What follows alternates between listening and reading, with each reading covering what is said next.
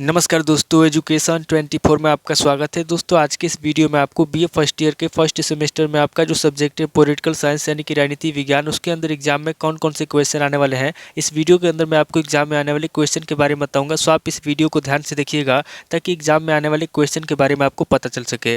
तो ये बिना किसी देरी के शुरू करते हैं और पॉलिटिकल साइंस के अंदर एग्जाम में जो भी क्वेश्चन आने वाले हैं उन आने वाले क्वेश्चन के बारे में जानते हैं। तो यहाँ पे सबसे पहले हम लोग लघु उत्तरीय प्रश्नों के बारे में जानेंगे।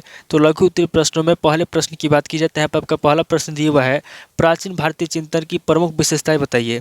पहला प्रश्न कह रहा है जो प्राचीन भारतीय चिंतन है, यहाँ पे आपको प्राचीन भारतीय चिंतन की प्रमुख विशेषता बताना है। अब वाले क्वेश्चन की बात की जाती है। यहाँ पे आपका दूसरा क्वेश्चन दिया हुआ है, भीष्म के अनुसार राजधर्म का महत्व बताइए। दूसरा क्वेश्चन कह रहा है जो भीष्म है, यहाँ पे आपको भीष्म के अनुसार राजधर्म का महत्व बताना है। अब वाले क्वेश्चन की बात की जाती है। यहाँ पे आपका तीसरा क्वेश्चन दिया हुआ है, भारतीय राष्ट्रवाद के उदय के उत्तरदायी कारकों की विवेचना कीजिए। तीसरा क्वेश्चन कह रहा है जो भारतीय राष्ट्रवाद है, यहाँ पे आपको भारतीय राष्ट्रवाद के उदय के उत्तरदायी कारकों के बारे में बताना है। अब वाले क्वेश्चन की बात की जाती है। यहाँ पे आपका चौथा क्वेश्चन दिया हुआ है, 1885 से 1905 ईस्वी तक भारतीय राष्ट्रीय कांग्रेस के कार्यक्रमों का वर्णन कीजिए। चौथा क्वेश्चन कह रहा है जो 1885 से लेकर 1905 ईस्वी तक भारतीय राष्ट्रीय कांग्रेस के कार्यक्रम हुए थे, यहाँ पे आपको भारतीय राष्ट्रीय कांग्रेस के कार्यक्रमों के बारे में बताना है।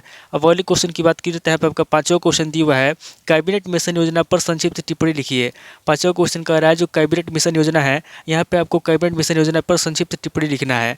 अब वाले क्वेश्चन की बात की जाती है। यहाँ पे आपका छठा क्वेश्चन दिया हुआ है, नागरिकता के अर्थ को स्पष्ट कीजिए। छठा क्वेश्चन कह रहा है जो नागरिकता का अर्थ है, यहाँ पे आपको नागरिकता के अर्थ को स्पष्ट करना है। अब अगले क्वेश्चन की बात की जाती है। यहाँ पे आपका सातवां क्वेश्चन दिया हुआ है, मौलिक अधिकार का अभिप्राय बताइए। सातवां क्वेश्चन कह रहा है जो मौलिक अधिकार है, यहाँ पे आपको मौलिक अधिकार का अभिप्राय बताना है। अब अगले क्वेश्चन की बात की जाती है। यहाँ पे आपका आठवां क्वेश्चन दिया हुआ है, भारतीय संविधान में वर्णित संवैधानिक उपचारों का अधिकार बताइए। आठवां क्वेश्चन कह रहा है जो भारतीय संविधान है, यहाँ पे आपको भारतीय संविधान में वर्णित संवैधानिक उपचारों का अधिकार बताना है।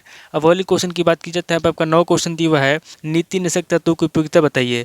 नौ क्वेश्चन कह रहा है जो नीति निषेध तत्व है, यहाँ पे आपको नीति निषेध तत्व की उपयोगिता बताना है।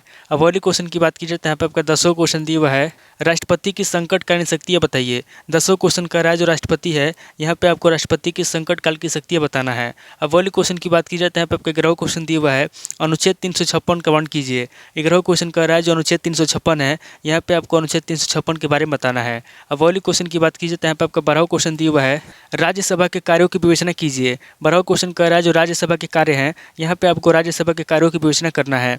अब अगले क्वेश्चन की बात की जाए तो यहाँ पे आपका 13वां क्वेश्चन दिया हुआ है, राज्यपाल और मंत्रिपरिषद के संबंधों का उल्लेख कीजिए। 13वां क्वेश्चन कह रहा है जो राज्यपाल और मंत्रिपरिषद के संबंध है, यहाँ पे आपको राज्यपाल और मंत्रिपरिषद के संबंधों के बारे में बताना है। अब अगले क्वेश्चन की बात की जाए तो यहाँ पे आपका 14वां क्वेश्चन दिया हुआ है, राज्य विधानमंडल की शक्तियों और कार्यों का वर्णन कीजिए। 14वां क्वेश्चन कह रहा है जो राज्य विधानमंडल है और राज्य विधानमंडल की शक्ति और कार्य है, यहाँ पे आपको राज्य विधानमंडल की शक्तियों के बारे में बताना है और उसके कार्यों का वर्णन करना है। अब अगले क्वेश्चन की बात की जाए तो यहाँ पे आपका 15वां क्वेश्चन दिया हुआ है, उच्चतम न्यायालय भारतीय संविधान का संरक्षक की व्याख्या कीजिए। 15वां क्वेश्चन कह रहा है जो उच्चतम न्यायालय है, कह रहा है कि उच्चतम न्यायालय भारतीय संविधान का संरक्षक है, इसकी आपको व्याख्या करना है। अब अगले क्वेश्चन की बात की जाए तो यहाँ पे आपका 16वां क्वेश्चन दिया हुआ है, दीवानी न्यायालय पर संक्षिप्त टिप्पणी लिखिए। 16वां क्वेश्चन कह रहा है जो दीवानी न्यायालय है, यहाँ पे आपको दीवानी न्यायालय पर संक्षिप्त टिप्पणी लिखना है। अब अगले क्वेश्चन की बात की जाए तो यहाँ पे आपका 17वां क्वेश्चन दिया हुआ है, फौजदारी न्यायालय पर संक्षिप्त टिप्पणी लिखिए। 17वां क्वेश्चन कह रहा है जो फौजदारी न्यायालय है, यहाँ पे आपको फौजदारी न्यायालय पर संक्षिप्त टिप्पणी लिखना है। अब अगले क्वेश्चन की बात की जाए तो यहाँ पे आपका 18वां क्वेश्चन दिया हुआ है, चुनाव सुधारों में आने वाली बाधाओं पर टिप्पणी लिखिए। 18वां क्वेश्चन कह रहा है जो चुनाव सुधार है, यहाँ पे आपको चुनाव सुधारों में आने वाली बाधाओं पर टिप्पणी लिखना है।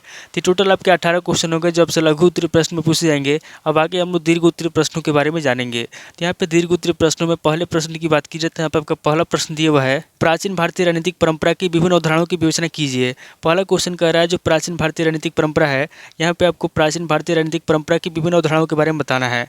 अब अगले क्वेश्चन की बात की जाए तो यहाँ पे आपका दूसरा क्वेश्चन दिया हुआ है, असहयोग आंदोलन के कारणों एवं परिणामों की विवेचना कीजिए। दूसरा क्वेश्चन कह रहा है जो असहयोग आंदोलन है, यहाँ पे आपको असहयोग आंदोलन के कारण बताना है और उसके परिणामों की विवेचना करना है। अब अगले क्वेश्चन की बात की जाए तो यहाँ पे आपका तीसरा क्वेश्चन दिया हुआ है, 1919 के भारत सरकार नियम के प्रमुख प्रावधानों को उल्लेख कीजिए। तीसरा क्वेश्चन कह रहा है जो 1919 के भारत सरकार नियम है, यहाँ पे आपको 1919 के भारत सरकार नियम के प्रमुख प्रावधानों के बारे में बताना है। अब अगले क्वेश्चन की बात की जाए तो यहाँ पे आपका चौथा क्वेश्चन दिया हुआ है,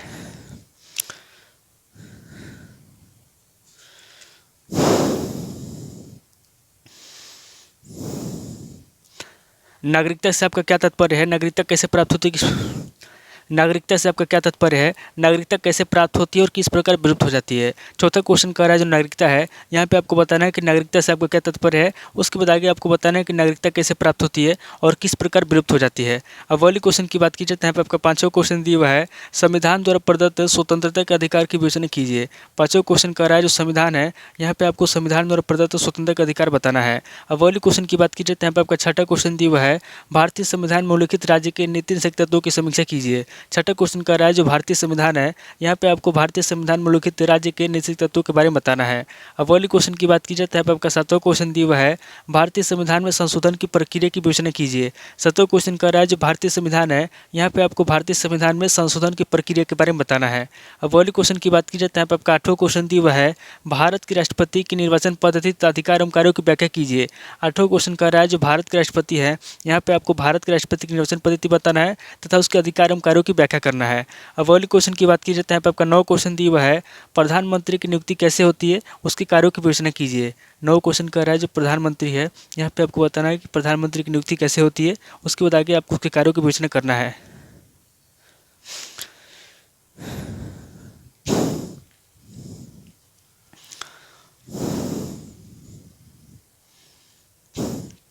प्रधानमंत्री की नियुक्ति कैसे होती है, उसके कार्यों की विवेचना कीजिए।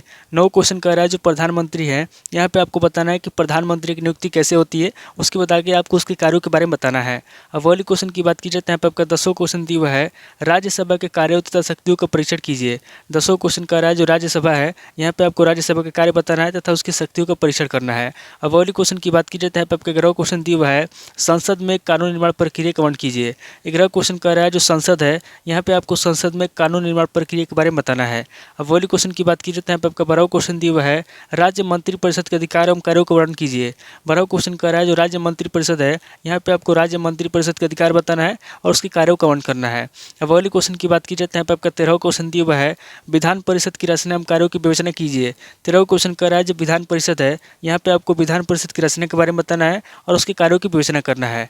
अब वाली क्वेश्चन की बात की जाए तो यहाँ पे आपका 14वां क्वेश्चन दिया हुआ है, भारत के सर्वोच्च न्यायालय के संगठन तथा अधिकार क्षेत्र का वर्णन कीजिए। 14वां क्वेश्चन कह रहा है जो भारत के सर्वोच्च न्यायालय है, यहाँ पे आपको भारत के सर्वोच्च न्यायालय के संगठन के बारे में बताना है तथा उसके अधिकार क्षेत्र का वर्णन करना है। अब वाली क्वेश्चन की बात की जाए तो यहाँ पे आपका 15वां क्वेश्चन दिया हुआ है, उच्च न्यायालय के संगठन व कार्यों का परीक्षण कीजिए। 15वां क्वेश्चन कह रहा है जो उच्च न्यायालय है, यहाँ पे आपको उच्च न्यायालय के संगठन के बारे में बताना है और उच्च न्यायालय के कार्यों का परीक्षण करना है। अब वाली क्वेश्चन की बात की जाए तो यहाँ पे आपका 16वां क्वेश्चन दिया हुआ है, भारतीय संघ में केंद्र व राज्यों के संबंधों का वर्णन कीजिए। 16वां क्वेश्चन कह रहा है जो भारतीय संघ है, यहाँ पे आपको भारतीय संघ में केंद्र और राज्यों के संबंधों के बारे में बताना है। अब वाली क्वेश्चन की बात की जाए तो यहाँ पे आपका 17वां क्वेश्चन दिया हुआ है, निर्वाचन आयोग के कार्य बताइए। 17वां क्वेश्चन कह रहा है जो निर्वाचन आयोग है उसके क्या कार्य है, यहाँ पे आपको निर्वाचन आयोग के कार्य बताना है। तो टोटल आपके 17 क्वेश्चन हो गए जो आपसे दीर्घ उत्तरीय प्रश्न में पूछे जाएंगे। तो इस वीडियो के अंदर मैंने आपको लघु उत्तरीय प्रश्न और दीर्घ उत्तरीय प्रश्न दोनों तरह के प्रश्नों के बारे में बता दिया। सो आप इन दोनों तरह के प्रश्नों को नोट कर लीजिए और किसी किताब से सीरीज से मिलाकर के याद कर लीजिए। तो दोस्तों आज इस वीडियो को मैं पे स्किप करता हूँ, मिलता है आपसे नेक्स्ट वीडियो में। अगर आपको वीडियो अच्छा लगा तो वीडियो को लाइक कीजिए, शेयर कीजिए और कमेंट करके बताइए कि आपको नेक्स्ट वीडियो किस टॉपिक ऊपर चाहिए। थैंक यू दोस्तों।